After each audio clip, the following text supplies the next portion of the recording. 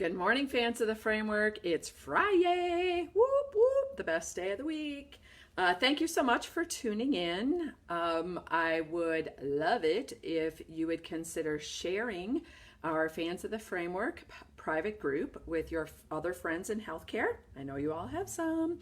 If you're finding this helpful, please do share with them. We can't create positive change in healthcare without all of us being on board. So let's get started. I want to read to you this morning the question that was posed by my friend Karen Stockton, who is also a transformational expert that works with us at Capstone, but she also is a senior leader in Chandler, Arizona. So Karen posed the question. Let me read it to you. She said, healthcare is a rapidly changing environment. Leaders are asked to do more with less. We hate that statement. Feeling overwhelmed every day with so many competing priorities. We are asked to do more and feel that whatever we do is never enough. What advice do you have for leaders who feel stretched to their limits? This is a great question, and Karen is so right. It's happening in her hospital, it's happening with the leaders that report to her, and it's happening all over the country. Everywhere Sue and I go, we see this happening. So this very morning, my fine friends at the Richland Center Hospital in the Richland Hospital in Richland Center, Wisconsin, shared with me a webinar on resiliency that the Rural Wisconsin Health Cooperative is pushing out to all of their hospitals, their 40 members. And in it is, my hero, Dr. Brian Sexton from the Duke Patient Safety Center, talking about recognizing burnout, or what he refers to as being crispy right now, or well done, if you will, not in a good way, well done. So let me read to you what Brian's new definition of crispy is, and I want you to compare and contrast it to what Karen is referring to that she's seeing in herself and her leaders. So we try to be everything to everyone. You get to the end of a hard day at work and you feel that you have not made a meaning recognized for the work that you do. You feel like you have absolutely no control or little control over your work. Sounds like Karen's leaders, doesn't it? And you identify so strongly with work that there is absolutely no reasonable work-life balance. So hang with me for the next 15 minutes, okay? It's only going to take 15 minutes. Tune in, and let's talk about 3 big solutions. You know, my favorite number is evidently 3, because I always have 3 solutions for you. But I don't think we can memorize beyond that. I don't want you scribbling and taking notes. And what I want you to be able to do is take one and just start it, right? Take one and consider putting it into your own work practice. So how do we prevent that feeling of too many priorities and too little time? And one of the ways is to consider having a strategy for time, priority, and energy management. Not just time and priority management, that's too old school, but time, priority, and energy management. A good resource for you is How to Multiply Your Time by Rory Vaden on YouTube. But what I'd like to suggest is that what we do sometimes is we judge leaders, other leaders, maybe your peers, maybe yourself, maybe you're a leader of leaders, thinking about your leaders. And we judge people whether they're organized or not organized. Can they accomplish things or not accomplish things? Like, wow, she's not very organized, or she seems frazzled, or whatever. And that's the whole purpose, is not to judge people whether they're organized or unorganized, because that's a personality trait. Okay, I consider myself to be a very organized person, but I always feel like I'm also running around like my hair's on fire all the time. Instead, consider, are there great processes in place from an organizational, structural perspective for leaders to be successful, right? Are there systems in place? If you are a leader of leaders, a senior leader, and I see my friend Cindy Chicker is watching, and I'm sure Karen is as well. And if you're a leader of leader, are you asking your leaders, what do you do to organize your time? Tell me the strategy that you use to carve out time every week to work on being visionary, being innovative, feeling as though you're able to accomplish what the organization is asking of you. Great book. Getting the Right Work Done by it's an HBR book, but Getting the Right Work Done. And you know what, Sue and I have our big rocks. They're the triple SD. We even have a little acronym for them. You have, your goals. You have strategy. You might have a management versus leadership to-do list. But whatever it is, what systems and processes are in place for you to be successful? The reason why you might feel too stretched, too thin, unorganized is because you haven't stopped doing something in order to start doing something, or you don't have a process in place to organize your work. So consider that first, the first solution. The second one is, what do we do to high performers, guys? What do we do? You know what we do? We ask them to do more, don't we? I can't tell you how many CEOs and senior leaders that I've had conversations with that have said, oh, I love that leader. I love that chick. She gets crap done, right? She gets crap done. So she's my go-to girl. When I got something big, that's who I go to, right? So it sucks to be you if you're that person, right? You're always getting tapped on the shoulder. And not that that's a bad thing. We all want to be that person. But, what if during a monthly accountability meeting and someone has asked you to do more with less, meaning less resources of your precious time. What if you are that person? Then, you have to have a conversation with whomever is asking you to do more with the same amount of time or the same amount of resources or even less. If you're that person, then say, is this the right time for me to be able to take on a new project? And am I the right person? Is it now and is it me? And don't be afraid to ask your senior leader or your CEO, why me? And, I feel like I've got a lot on my plate right now. Why, how can I add more to it? Or better yet, what can I take away in order to create time for this? I get that this is really, really important, but I need your help, boss, to, teach me how to take something off my plate so that I can add some more things to my plate. And because I really want to get all my work done.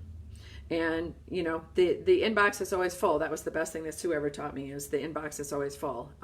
And if you're a high-performing leader, the inbox is literally always going to be full because you're going to be tapped on the shoulder to do more things. But sometimes it's time to just say halt, right? What you say no to today creates, this is in Rory's time multiplier, what you say no to today can create time that you need to refill your bucket tomorrow, right? Start saying no. But you have to say it, you have to say no in a creative and very professional way to say, I really want to help out. I know I'm your go-to girl, but is this the right time for me, or can we consider something else, or taking something off my plate, right? Am I the right person? Am I the right time? And will I stop doing something? Third thing, you've heard me say this before, the stress in healthcare leadership, and for our staff members is not going away. I heard Dr. Brian Sexton on the webinar say this morning, he was asked by an audience member, do you see burnout, crispy, if you will, well done, if you will, more in leaders in healthcare than in staff? And what he said was very intriguing to me, and I absolutely know it to be true. He said, staff tell us, hey, I got a lot of stuff going on in my life right now. I feel personally burdened. It's affecting me at work. I feel like I'm burnout. Something's wrong with me. I can't put a name to it, right? But we as leaders don't feel as though we can do that. You, as a leader, feel like you have to be everything to everyone. What did I say at the beginning? Feel like if you're not role modeling effective stress management, if you yourself say, feeling a little overdone right now, feeling a little crispy, right? So it's not going away. So what do we do each day to fill ourselves? What do we do that feeds us? You can't pour from an empty cup. You can't care for others if you don't care for yourself first. So if you are a leader of leaders, if you are a leader yourself, it's care of yourself first, care of your team second, and the work and the organization and your goals and the patients will happen. They will come. So how do we disconnect from work? How do we start seeing ourselves and valuing ourselves and our time and protecting that time and saying no to other things? And I would say that don't just say no at work, all right? There are probably a lot of things that you take on, trying to be everything to everyone, that you have to say no to in your personal life. And this might have to be a conversation with friends, with your spouse, with your love, with your furry friends. Sorry, dude, you don't get 4 walks a day. Mom can only do 1, okay? So what fills it, and go there every day. Now, humor fills me, and this morning on the webinar, I loved this, and I hope no one is offended by this, okay? Sue's watching right now, and she's freaking out because she doesn't know what I'm going to say. But on the webinar, I just loved this because Brian Sexton himself has found a new website, and it's called despair.com. And it's a place where healthcare leaders can go if you're just in the mood, right? Sarcasm, a little dark humor, a little a poster on your wall that says, this crap ain't getting any better. So, what are you going to do about it? But it was hilarious. I got the biggest guffaw at 5 o'clock in the morning. Thank you, Carolyn Anderson from the Richland Center Hospital, because she hooked me up with that webinar. And despair.com is hilarious. So if humor is your happy place or the place where you go to fill up your bucket, I highly recommend that. So let's talk about your call to action. I want to give you an organizational call to action as well as a personal call to action. And the first personal call to action is this, that hope is one of those emotions that can help us during a day. There's tons of great emotions that help you. And what Brian's advice was on the webinar this morning is that instead of hoping that today gets better, because you might feel despair, you might feel like I just need today to get over. I just need Friday to come. I just need this week to get over. But consider reflecting on what am I looking forward to in 5 years? Better yet, what am I really looking forward to in 10 years? Paint a picture, reflect, journal on it, talk about it with someone you love, have an accountability buddy at work where you just sit down, you have a cup of coffee, and you say, let's talk about 10 years from now. What will happen? You may not be able to see past today, especially if you're feeling crispy or well done. But you can see 10 years from now. And when you see and imagine 10 years from now, guess what happens? You start to feel like, wow, this will end. What am I doing? I'm going to go have a talk with my boss. I'm going to tell them, you know what? I feel like I've been tapped on a lot, and I need you to help me prioritize what it is. I need you to say to me, it's the goals. It's patient experience. You know what? You had 2 goals. One of them was an employee experience, one's patient experience, and I think the employee experience one, weighs a little bit more because your scores suck. All right, the professional help is, we at Capstone Leadership Solutions believe in the power of a dual engine. And if you are a partner organization watching out there, you know the power of a volunteer army, of firing up employees that are innovators and inspired and engaged to make great positive things happen in your organization and to take things off your plate. If you're not a partner organization, what we put in place is twofold. The twin engines are twofold. One side is the employees that are fired up and they say to their leaders every day, what can I do for you? All right. Feels much different as a leader when that happens to you.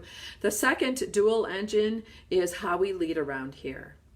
Instead of variation, some leaders have this, some leaders have that. You're all in it together and moving in synergy and working together toward a shared mission and goal. And it feels so much better to have that support. I worked both ways, and trust me, it's much better. So reach out to us. We'd love to talk to you about how we lead around here, about our leadership bundle and the work of the dual engines. You can go to our website. It's www.capstoneleadership.net. We have complimentary consultations to talk to you about a leadership bundle and the dual engines that we'd love to fire up for you. Have a marvelous day. But before you go, remember, next Friday, I'm going live with a special guest. The girl's name is Julie Conasat. She is our employee engagement expert at Capstone Leadership Solutions. We're doing it on Friday over the lunch hour. Hope that Eastern time. Sorry, people. Sorry, Karen. And hope you can join us, because what we're going to talk about is, do leaders deserve the same recognition as employees? The obvious answer is heck yeah. It's not so obvious to everybody. See you next Friday.